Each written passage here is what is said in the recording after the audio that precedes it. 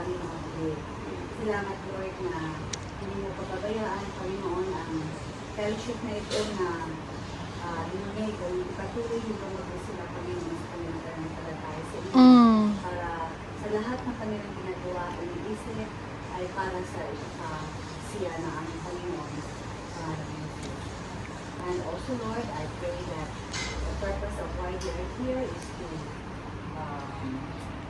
visit our brother. I pray, Lord, that you will bless him and he will be blessed by our visit, and especially, Lord, for how you are being the center of this conversation, of this fellowship, and even, Lord, we pray for how you will directly work through in and his life.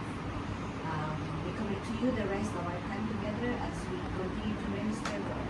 In Jesus' name we pray. Amen. Okay, let's sing the, okay lang kung, if it's okay if you're going to stand or you're going to sit down. Let's just sing one song, the favorite song ni Pastor Sinon. Whenever we're going out or do something, he always sing this, the give thanks. Okay? Mama, Ate Merlin, kayo mag-lead sa amin. With a grateful heart, give thanks to the Holy One. Give thanks because He's given Jesus Christ, His Son. Give thanks with a grateful heart.